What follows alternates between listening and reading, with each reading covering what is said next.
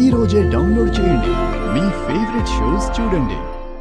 నానా, నువ్వు అన్నయ్య మీద కోపడకు. నేను వదిన అన్నయ్యకి నచ్చి చెప్తాను. రుద్ర మీ మాట విండు. ఈ రోజు నేనే తేల్చేస్తాను. అనయ్య కాల్ చేస్తే ఆన్సర్ చేయలేదు. గంగని తీసుకొచ్చేసారా? రుద్ర ఎక్కడా? అన్నయ్య పైన రూమ్లో వీరుబావతో ఫుడ్ ఫెస్టివల్ గురించి డిస్కస్ చేస్తున్నాడు పెదనాన్న.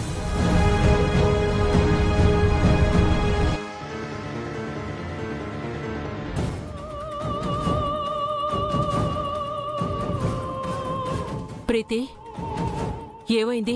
మీ నాన్నగారు ఎందుకంత కోపంగా ఉన్నారు? గంగ ఇంటికి రావడానికి ఒప్పుకోలేదమ్మా.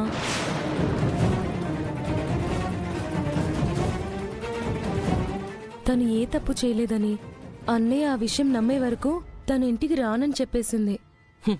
ఇన్నాళ్లకు ఒక మంచి పని చేసింది. మావయ్య గారు, పెద్ద మావయ్య గారు చాలా కోపంగా వెళ్లారు. రుద్రబాబు గారిని ఏమంటారో ఏమో. మీరు కూడా వెళ్ళండి.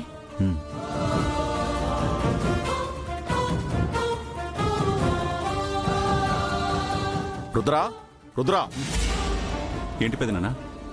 రుద్ర, నిన్ను ఒకటే అడుగుతాను. నువ్వు గంగని ఇంటికి తీసుకొస్తావా లేదా? ఏ తప్పు చేయకుండా గంగ శిక్ష అనుభవించాల్సి వస్తోంది. నీకు ఫుడ్ ఫెస్టివల్ మీద ఉన్న ఇంట్రెస్ట్ నీ భార్యని తిరిగి తెచ్చుకోవడంలో లేదా? అనయ్య ఆవేశపడకు. నేను మాట్లాడతానులే. నేను ఆవేశపడకుండా ఉండలేనురా. నా ఇంటి కోడలు పుట్టింట్లో ప్రశ్నార్థకంగా మారి ఎటూ రాలేక పోలేక ఉండడం చూసి నేను ప్రశాంతంగా ఎలా ఉంటాన్రా? ఇదేనా తాళి కట్టిన భర్త భార్యని చూసుకునే లక్షణం? ఇదేనా నేను వీడికి నేర్పించిన సంస్కారం? మీరు సంస్కారంతో పాటుగా న్యాయంగా నిజాయితీగా ఎవరిని మోసం చేయకుండా బతకాలనే విలువల్ని కూడా నేర్పించారు పెదనాన్న. అందుకే గంగ చేసిన మోసాన్ని భరించలేకపోతున్నాను. మీ గంగ అమాయకురాలుగా కనిపిస్తుంది కదా. తన ఇంట్లో ట్రైపాడ్ దొరికేంత వరకు నేను తనని అమాయకురాలనే నమ్మాను. కానీ ఆ తర్వాతే తన మోసం తెలిసింది.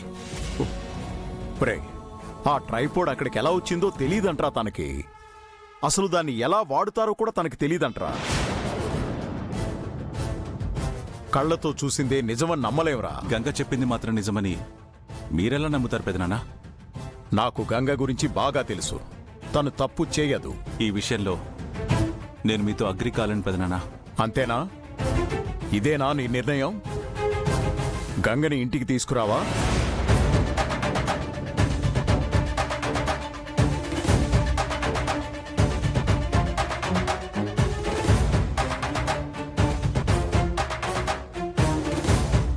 సరే పెదనాన్న, మీరు చెప్పినట్టే గంగని ఇంటికి తీసుకొస్తాను. కానీ ఒక షరతు. ఏమిటది? తన ఇంట్లో అడుగుపెట్టిన మరుక్షణం నేను ఇంట్లోంచి వెళ్ళిపోతాను.